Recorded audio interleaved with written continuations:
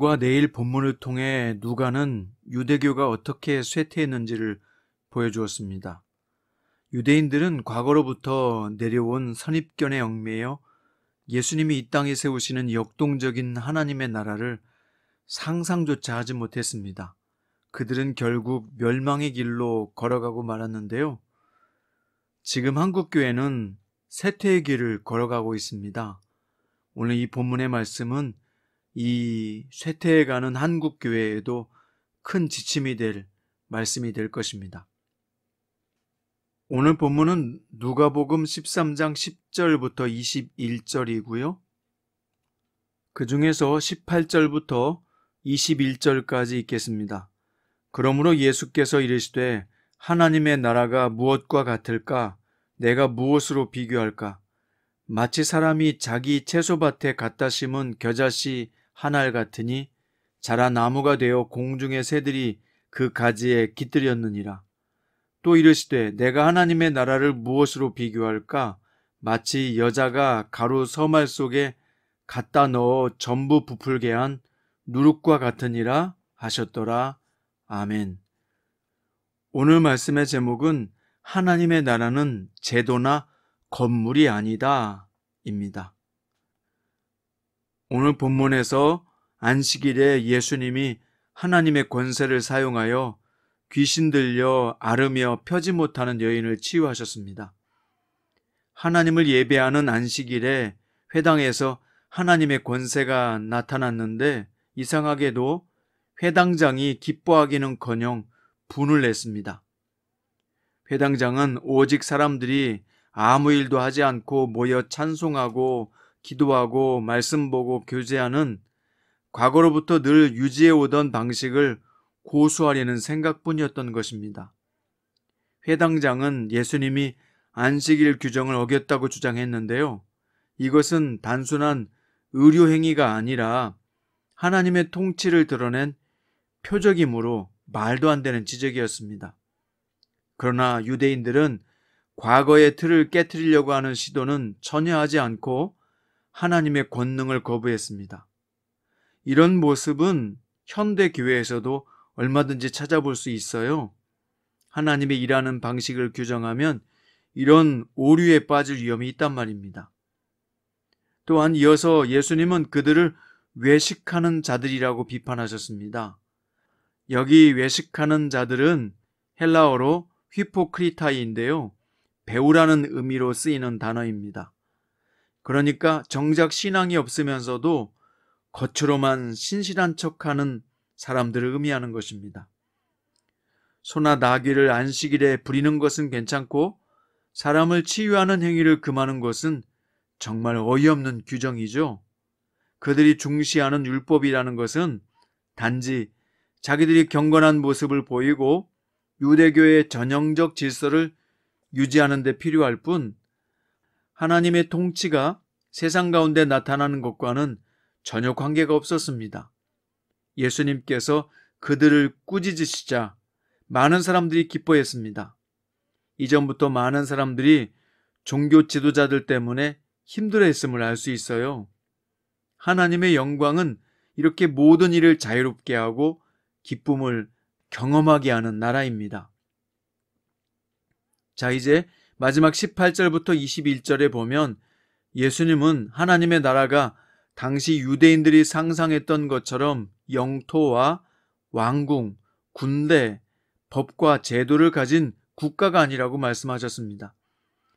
하나님의 나라는 마치 겨자씨 한 알이 자라는 것과 같고 누룩이 밀가루 서말을 모두 부풀리게 하는 것과 같고 그렇게 역동적으로 발전해가는 나라라는 것입니다. 채소밭에 심은 겨자씨 한 알은 너무 작아서 보이지 않죠. 그렇지만 어느새 크게 자라 새들이 깃들일 정도로 강력한 생명력을 가지게 됩니다. 또 밀가루에 누룩을 넣으면 눈에 띄지 않지만 이스트에 의해서 크게 부풀어 많은 사람의 양식이 될 수 있습니다. 이처럼 하나님의 나라는 제도가 아니라 내재된 생명력이다. 이처럼 하나님의 나라는 건물이나 규모나 외형이 아니라 내재된 생명력이다. 이것을 예수님이 오늘 가르쳐주고 있습니다. 인간은 어리석게도 눈에 보이지 않는 생명력보다는 겉으로 보이는 제도나 건물, 간판, 외형에 주목합니다. 하지만 예수님은 그런 껍데기에는 관심을 갖지 않으십니다. 우리도 주님이 중시하는 생명력에 집중해야 합니다. 내재된 생명력이 하나님 나라의 본질이기 때문입니다.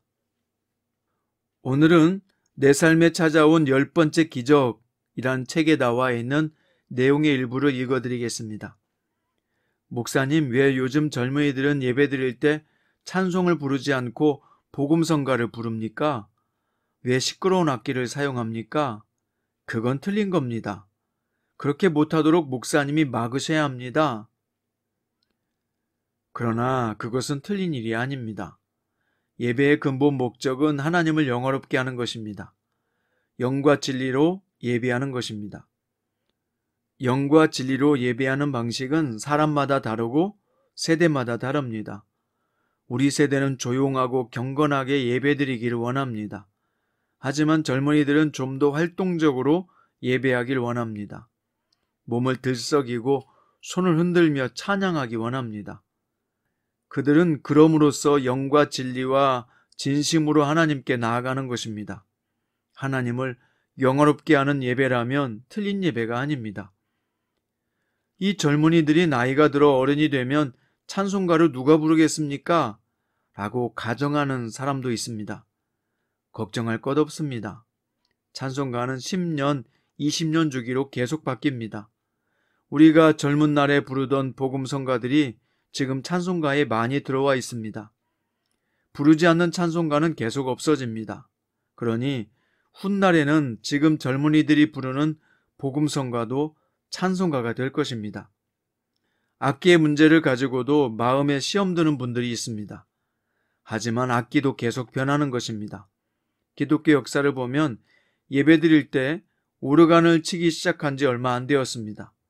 500년 전 종교개혁이 일어났을 때 어떤 종교개혁가는 도끼로 오르간을 부수기도 했습니다. 오르간 소리가 너무 크고 화려해서 하나님의 영광을 가로막는다는 게 이유였습니다. 그러나 오르간이든 기타나 드럼이든 하나님을 예배하기 좋으면 그만입니다. 예배는 내가 영과 진리로 하나님 앞에 나아가 산 제사로 드려지는 것입니다. 이것만이 절대적인 진리입니다. 나머지는 우리가 만들어낸 관습이고 형식일 뿐입니다. 여러분, 그렇습니다. 오늘 이 책에서 나온 것처럼 우리가 전통적인 관습에 매여서, 개념에 매여서 영과 진리로 예배하는 것들을 막는 것이 있다면 그것을 과감하게 탈피할 수 있는 그런 자세가 필요합니다. 진정한 교회는 바로 내재된 생명력이기 때문입니다. 하나님의 나라는 제도나 건물이나 시스템으로 규정되지 않습니다. 하나님의 나라는 생명력을 가졌기 때문에 계속 변화하고 발전하는 것입니다. 전통을 고수한다고 해서 반드시 하나님 나라에 유익한 것은 아닙니다. 우리는 기존의 선입견으로 교회를 바라보지 말고 하나님 나라 확장을 적극 도모해야 합니다. 성장키티 가족 여러분, 하나님 나라의 내재된 생명력으로 오늘 여러분의 심령이 먼저 충만하게 채워지길 바랍니다. 그리고 내재된 생명력으로 충만해져서 가정에, 직장에, 사업의 현장에 나아가서 하나님 나라를 확장시키는 일에 귀하게 쓰임받는 주님의 종들이 되기를 축원드립니다. 기도하겠습니다. 주님, 감사합니다. 오늘 하나님의 나라는 제도나 건물이 아니라, 규모나 외형이 아니라 내재된 생명력임을 말씀하셨습니다. 오늘 예수님의 말씀을 따라서 내재된 생명력으로 우리가 충만하게 하시고 그 충만한 능력으로 우리가 있는 모든 삶을 변화시켜 갈 수 있는 진정한 제자가 되게 하여 주옵소서. 예수님의 이름으로 기도드립니다.